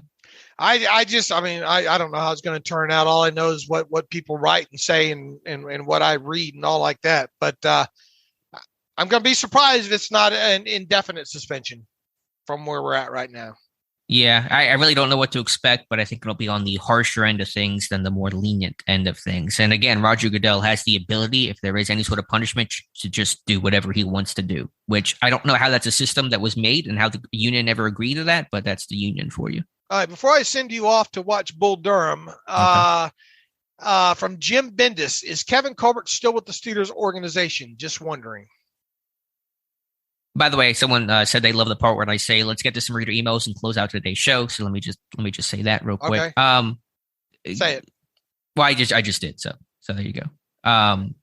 Kevin Colbert, I think informally, my understanding is, I think Omar Khan referenced that Colbert was still around the team even during like OTAs and things like that. He's no longer on the team site. I hope they put him on the site with some sort of title just to show some sort of tip of the cap to Colbert being on there. So it's probably in an informal way, but no official title note. Okay. Yeah, that's right. They moved him from the media site too, didn't they? Or did they? Okay. It's all, he's off Steelers.com. That's just where I was looking at it. Huh. All right. Let me get to the next email here. Nicholas Gooden writes in, hey, Jens, heard Dave say in the last podcast, teams can roll over cap space. What does this mean? Can a team spend $15 million under 1 year, then have that extra 15 available the next year? That seems pretty crazy. If so, no, Nick, that's how it is. Now there are rules within that. So, let's just look at the Steelers from this past off season here. They rolled over $7.758 million, almost $7.759 million that they had left over from 2021. Teams can roll; they can choose to whether or not to roll the cap space over. Now, there is kind of rules inside of rules that say in the CBA that teams must spend. I keep forgetting to go back and look at this. 90%, 89 to 90%, somewhere in there. Whatever the cap number in a given year is across the board, teams must spend up to 89, 90% of that over like a 3 or 4 year span in cash. Okay. So let's say you had 3 years of $100 million. The cap number stayed the same for 3 years in a row. 100 million, 100 million, 100 million. That's 300 million. Let's take it to a four. Let's say over a 4 year period, the total cap number over a 4 year period was 400 million in total. Well, during that period, teams must spend, let's say 90% of that, at least 90% of that 400 million in cash to players. Okay. So that's what kind of helps keep this thing. If a team wanted to sandbag a couple of years for quote unquote cap space, at some point they're going to have to load up in spending, byproduct of spending the cash is cap expenditure, right? Right. So that's the trade-off there. So yeah, you could have situations where, let's look at rollover from just last year, as a matter of fact. There, Jacksonville Jaguars rolled over $25.75 million this past off season. That was the largest amount, I think, of any team. The Eagles rolled over $16.48 million. So yeah, unused cap space can be rolled over to the following year, and there's no really reason not to do that if you do have the excess in space there. So that's it. Yeah, well explained, and thank you for the answer. And the question. Let's see here. One other one real quick here. Football Dreams. Guys, love the show as always. The serious shows need to get Jens on when it's Steelers Outlook time. He says, scenario for you. He says, you get a Zoom call from Coach T, GM Con, and Mr. Rooney after smelling salts are applied to bring you both to consciousness if they say the following. We always listen, so we're giving you your shot. You guys give us one current free agent on each side of the ball. We should go get to upgrade our rosters, and we'll do it. Cost is no object. We'll make it happen. Just tell us who and why. So who do you tell them to go get right now at this point in a free agent if money was no object on both sides of the football? That's the hypothetical we are being presented with today. I'd say, why didn't you ask me in March when there were some good free agents out there, not July 1st when there's nothing out there? I know I get asked, 10 times a week about free agents, and I've talked broadly about some of the positions I could see this team look to add. Running back, I think Josh Carney suggested Justin Jackson, the former Chargers running back. That would make some sense. Maybe add some corner depth or another safety. But listen, it's July 1st. The market's dried up. There aren't many big names out there at this point. If they are, usually there's a bad reason, some sort of other reason for it. So I'm more focused on the 90-man right now and how that group's going to look than I am at any outside free agents currently. I mean, it's such a hard question because of we know how the Steelers generally do business, and there's not a lot of sexiness out there right now. I mean, we're who is out there right? Look, I make no bones about it. I want another outside linebacker on this team, but who am I doing cartwheels over to be that guy? At this point. Yeah, I mean, it's a pretty short list out there. And could you do a cartwheel if you could sign an edge guy? If that was the deal, if you do one cartwheel, they'll sign an edge guy. Would you be able to pull that off? I mean, I guess. Trey Flowers. How would Trey Flowers look in a Steelers uniform, regardless of the price? I mean, I thought about Alex Okafor or Pernell McPhee. But again, I think at this point, honestly, while I get the concern about the edge depth, you start bringing more guys in. Are they going to get enough snaps to even evaluate when you have Avery and Tuska and Skipper and Johnson and Moultrie? Let those guys play out. And if they don't cut it, then make a move late in the summer. Right. I mean, at this point of the offseason, it's so hard to – I suppose Sue's out there, right? I mean, if money wasn't an option, we'll make it happen, yada, yada. Yeah, sign Sue. Right, that's one. Like you just signed Ogunjobi, so right. I don't know. So what's on the offensive side of football that would be a try? I mean, somebody's going to take a roster spot, right, along with it. I mean, is there a wide receiver out there that did you say, look, is T.Y. Hilton still available?